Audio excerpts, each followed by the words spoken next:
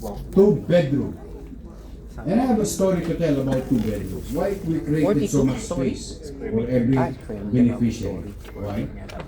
Nowadays, ewan ko, tama ba ako? 23 metro kwadrados, 26 metro kwadrados, di ba? Yung mga SMDC, yung mga studio. Okay naman yun. Dala ng presyo ay napakamahal. But, will you actually, given a chance if there is an option, will you put your 2 kids, you yourself, and your wife in that space? Ang tawag na nanay ko doon ay bahay ng kalapati. Dahil kalapati lang ang kasya. So that's why we came up with an idea, 2-bedroom, 42 square meter condominium unit. Para mapaghiwalay ko yung magulang at yung anak. Because of the same reason again, practical experience. Alam mo, sa squatter nung araw kami, katulad kami, nanay ko, siguro nasa G's lang kami, o 8 metro kwadrado. Nakikipisan lang kami. Misa sa ilalim ng hagdanan, so kung anong size ng hagdanan, yun ang kwarto namin. Kaya ito higaan, nanay ko, tatay ko, ako. Pag tayo mo, doon nakakain. Tapos mayroong kurtina, nandun na si balutin mo ako. Kasi binabalot kami na specialista kami gumawa ng bibingka. Dahil wala kaming banyo. And hindi niyo pala nakuha yung balutin mo. 56 kbps kayo. But, kaya kung bakit minabuti kong gano'n, kasi na sa karanasan ko, minsan yung mga magulang, ng mga tatay, pag nakausap na si San Miguel, medyo nagiging malikot na sa materialis partes.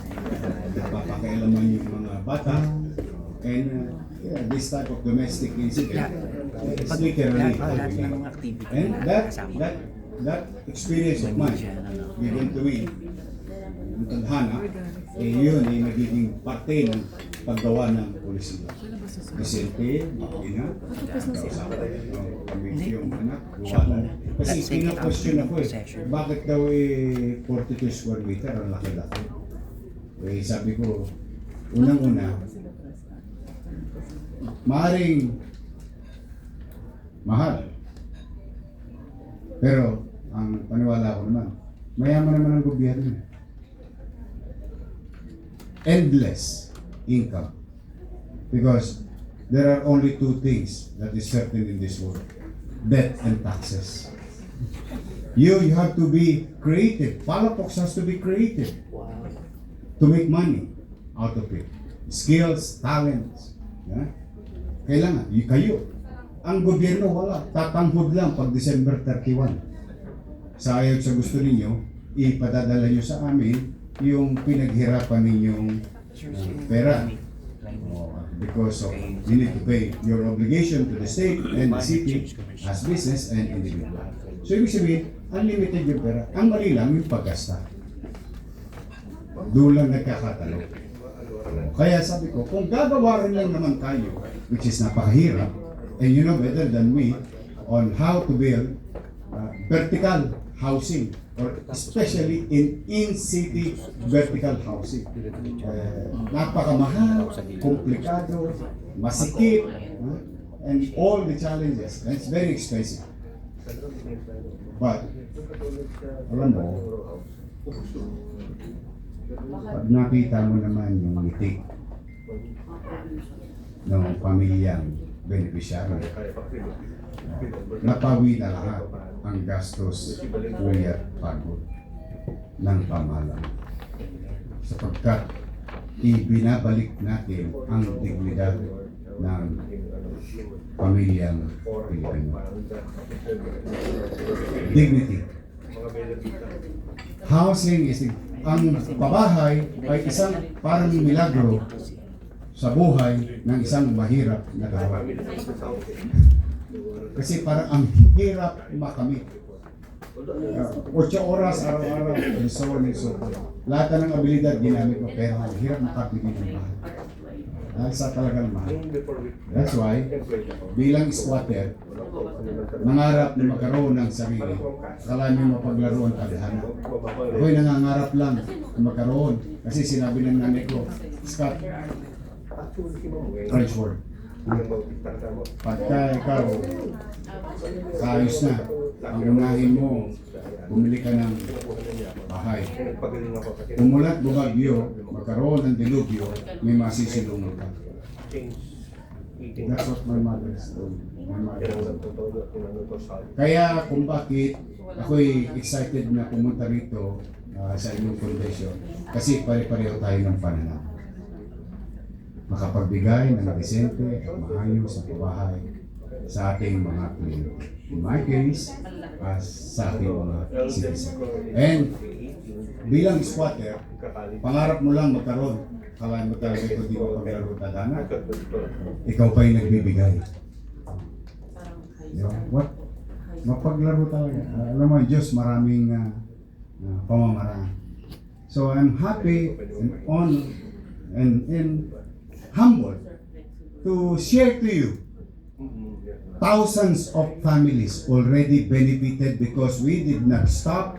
We continue to build Pedro Hill Residence, San Sebastian Residence, and San Lazaro Residence. Hindi na lang 15 story, 20 story na may swimming pool pa. Wow!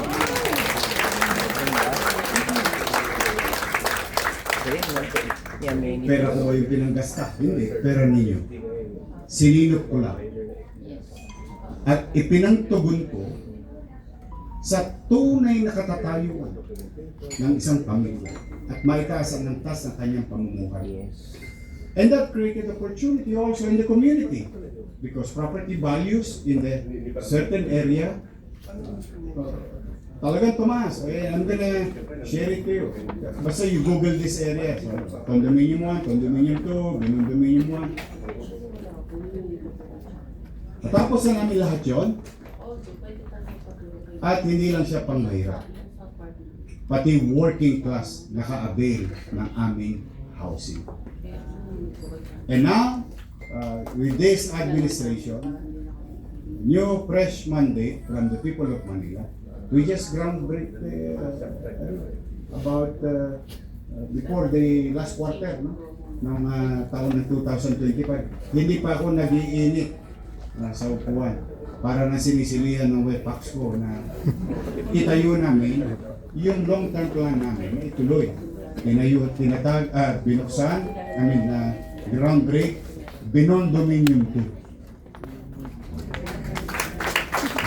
Para magkaroon kayo ng visual kasi Binondominium 1, Binondominium 2, ang future siya 3, 4, 5, 6. Because itong beneficiary dito ay yung squatter sa gitna ng island sa Binondo, San Nicolas. So hindi na kailangan itapon to disenfranchise the people somewhere else. Here, they will receive housing and go to the same school, the same health center, and the same working place, like Pierre and Recto. So, tama si Lee Kuan Yew. Because the concept of Manila's in-city vertical housing program is 99 or 98% copy-paste ng HDB. Parehong-pareho yun. Kaya makikita nyo sa baba, walang unit. Hindi ako naglalagay ng unit sa baba. Kasi ang tao, ang tendency, i-extend.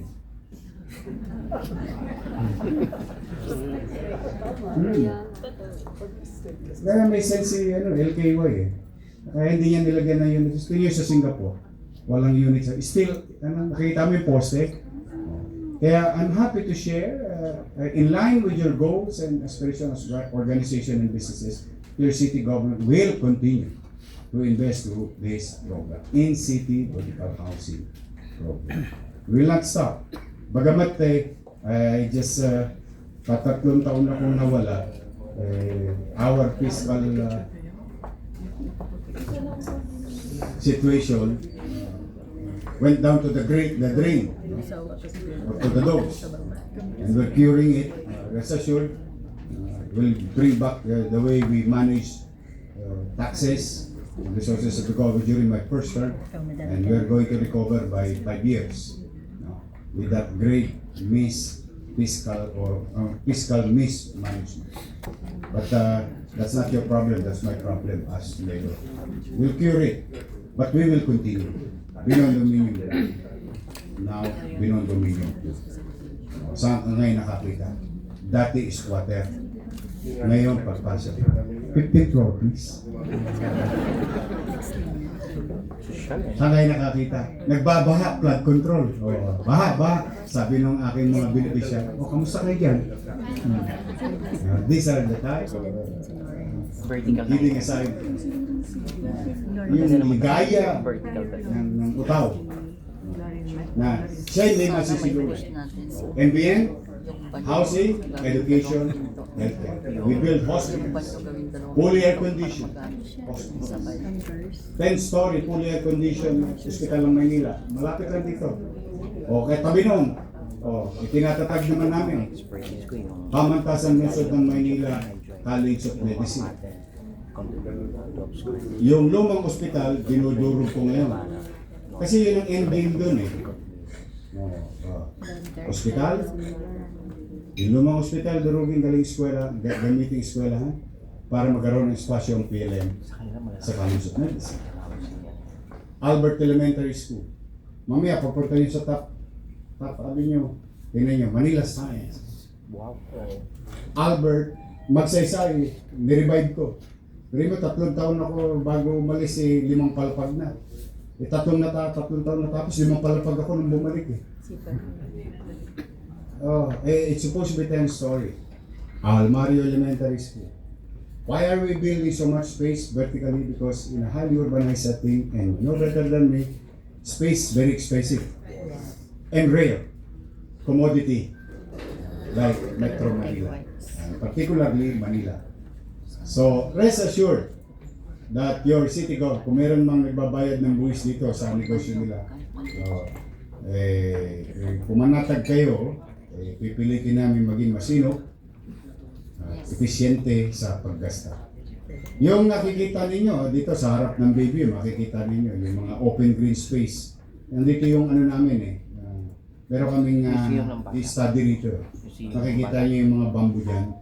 Yan yung pinipeg namin. It's going to be all over the city of Manila, 100,000 of it. And this year, in this open green space, clean, maayos, panatag, mga additives yun ng pamamahala ng inyong lungsod ng Manila. But we will focus on developing family. And unang-una, bubong na masisilungan. Yung ama or ina, papasok dahil may trabaho. Yung atabs, may maayos na eskwelahan.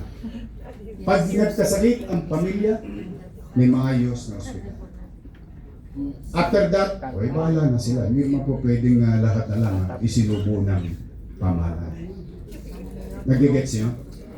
I will focus on what matters most to every family, especially these basic needs. Then the rest is, yung bata, siya sasagot sa kanyang asignatura.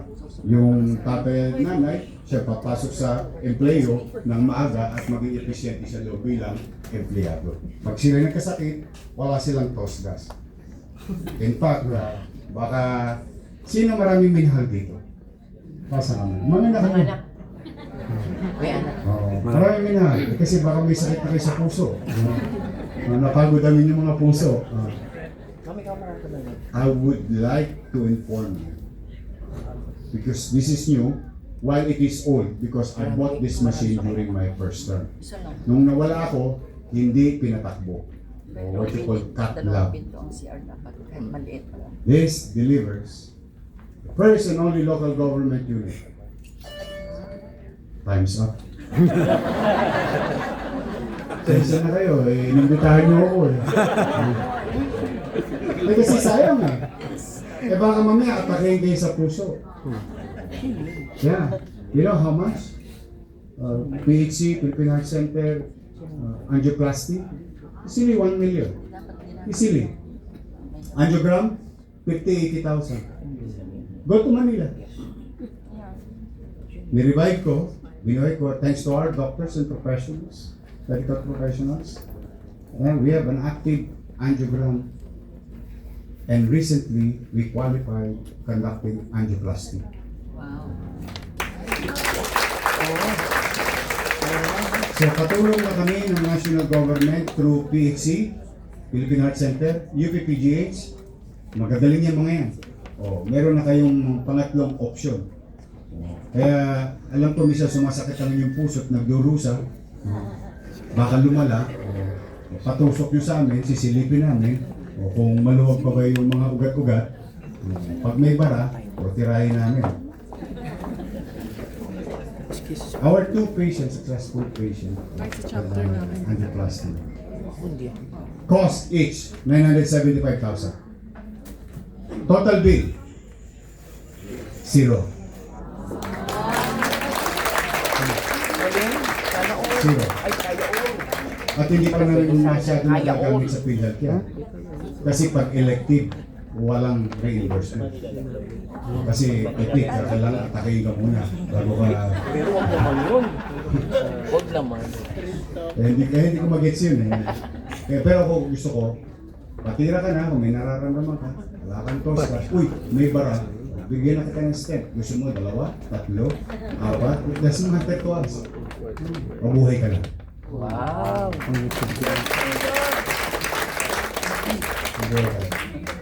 Kaya di bali magkanda ubus-ubus ang pera namin. Basta mapakinabangan ng tao. I really don't mind. Because government, lastly, government is not a savings bank. We're not there to manage your money, to put it in a bank, to make money out of money. No. I'm sorry to say, a lot of people disagree with this. But I'd rather be wrong doing this. Ang pera ng tao, hindi inilalagay sa bangko para tumubo at masabing marami kang savings. I would rather hear a government who took a loan. Why? Kasi maabilidad yung gobyerno na yun. Because a peso spent today, earned today, is better to spend today than to spend the same peso tomorrow. The natural course of inflation will apply. The presyo ng bakal ngayong araw na ito, piso, at malaking tsansa bukas 1.5. And you cannot buy the same amount of bakal with your existing same amount. Kaya very particular ako na kaya ko sinasabi nag-i-invest kami if we can acquire so much resource as long as we can pay. Amerika, may utang? Yes. Trilyon. Maganda ba ekonomiya nila? Nagulat nga ako, may gera na, tumataas pa ang ekonomiya nila. Sila lang yata nakikinabong sa gera nito eh. I mean, you have to give it to them. I don't know how they're doing it. If mga matatayog na bansa, may utang? May utang. Hindi ka naman pautangin ng bangko, hindi ka naman kaya magbayad. I mean, let's be honest to ourselves. That's why I really wanted people should, leaders should spend money as fast as he or she can. Because you may lose money, you may gain money. But when you lose time, you cannot buy back time. And when you lose opportunity, I hope opportunity will come again. But there is no guarantee. So if you miss the stage, that's it. That's why I always tell everyone, okay na iinggit na marami silang pera. Kita mo naman, squatter nila, 5-5. Tayo marami eskwela, marami tayong squatter. Pero sigurado ako, libo-libong pamilya, tumaas ang kalidad ng pamumuhay ng tao. So that's why I hope this kind of message will be sent to other leaders. Huwag kayong mahihiya sa taong bayan kapag kayo'y nangungutang. Sabi ko nga kasagsagan ng pandemya. Kaya mag-alala, mga batang Manila. Pag ako, wala nang mapiga sa bimpo, nakita niyo yung relo ng City Hall, ipatatas ako yan kay Tambunting, makaraos lang tayo. Which we did. 700,000 families, buwan-buwan kumain. Kasagsagan, 8 months. See? Kaya po sa pabahay, naniniwala ako naniniwala na ako na kapag dyan namuhunan ng gobyerno, 0939 yung economic return yan, easily 10 folds. 287. You know how much they're paying in city vertical housing program in Manila? 42 square meter with swimming pool, may auditorium or function hall, 2,000 pesos.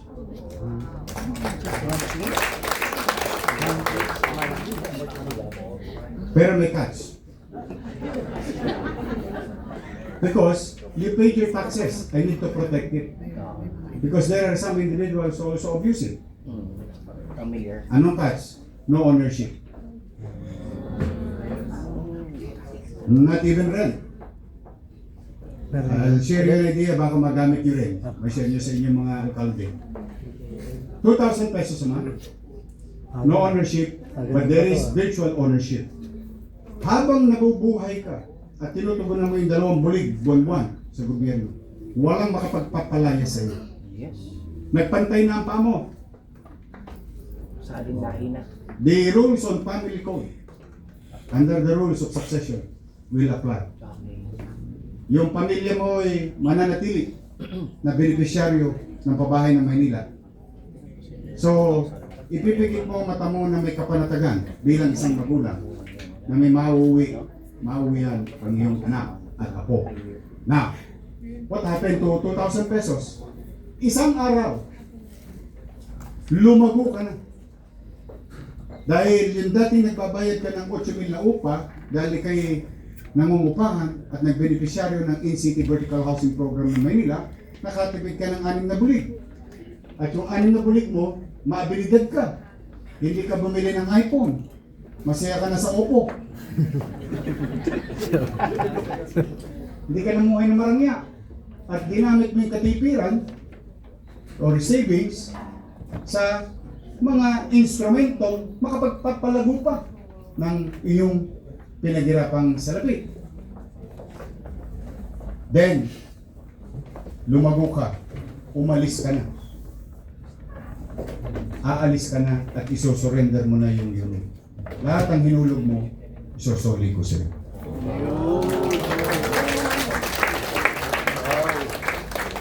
Ang galing nun, no? No, gumagali yung buhay mo. Why? May refund And I'll go sa back to kanila. the same statement. Government is not a savings bank. Government is not to make money out of projects. Projects should be considered as public service. Magaling pala si Sir. Oh, nawalan ba kayo ng pera bilang taxpayer? No. Who owns the property? Who owns the government? Who funded the government? People. Sa property pa rin natin. Yumaman pa kami. Sabi, kala mo wala kaming pera, ang dami namin utang, pero sa libro, kami may pinakamayaman na syudad. Bakit? We created wealth. Appreciation. Nagets niyo? Oh. Nadali mo na. Iyo pa rin. Yung taxpayer panatag na hindi napariwara yung buwis niyang pinaghirapan kasi inabuso ng 1 o 2 tao. Pagkabigay sa kanya ng property, ng award, ibinenta. At maghahanap ulit ng kalsada at tulad ng nanay ko, magtatanim ng talbos ng kamote. Gets nyo? Kaya ko tinatawag siyang social perennial problem because it's a habit. Bibigyan ng bahay sa Cavite, sapang pag, naalala ko nung araw, taga-tagatan, sapang palay, tapos kayari, pagka-award, nalatagan ng 100 bulig. Malaking pera yun nung dekada 80. Paldong-paldo ka naman. Lalo ito condominium, 5-7 million. Ano sabi ng Creba, Cesar? Mga 5 to 7 million, no? Yung unit cost ng value ng 42 square meter natin. Paglatagan mo ng kalating milyon yun, naku, puro dollar na mata nun. Kakalawitin yung 500 bulig, may pumili, tapos balik ulit sa spot. Dito hindi. So protected. Tapos, may nasilingon kang disente, nakatipid ka, umangat ang buhay mo, gusto mo nang lumuwag ang bahay mo, nangarap kang bumili ng sariling iyo. O tapos susosoli ko pa yung principal. Galing. And the good thing, so it's going to be trust fund. nakatenga yun. O, di bumili ako ng instrumento that generates money out of their money. Tinuruan ko sila mag-impok, tinuruan ko sila maging obligasyon. Matuto ng obligasyon na ang pamumuhay ay hindi libre. Pero hindi ko kinamkam o pinag-interesan yung salapin kanilang pinaghirapan, ibinalik sa kanila. So, minus interest. Because the interest will go to the maintenance. Sustainable? Yes. Yan ang housing project na. So, I hope I've shared something for you today na kaya ko sinabing 95 o 98%. Kasi sa HDB, may equity, may ownership. Dito wala. The people of Manila, the taxpayer, still owns the property. The city of Manila created value, and the people of Manila tumaas ang antas ng pamumuhay. Kaya yung organisasyon nyo ay napakahalaking halaga bilang isang samahan sa ating lipunan na makapagbigay ng affordable housing. Huwag kayo matakot na hindi na kayo mabentahan dahil sa Maynila. I cannot catch up with you because, you know, private sectors is more active and aggressive. Because isa lang ang problema nyo. Magtayo ng bahay at magbenta ng bahay. Tama mali. Ako marami. May ospital, gamot, pulis, dugyot, kriminal, tolongges, every single day. So, rest assured, no? As a matter of some level of assurance, in the city of Manila, we'll continue to align ourselves with your national government, your organization, and the national government. Pabahay. Pabahay. Pagbabalik ng dignidad sa pamilyang Manileño o Pilipino.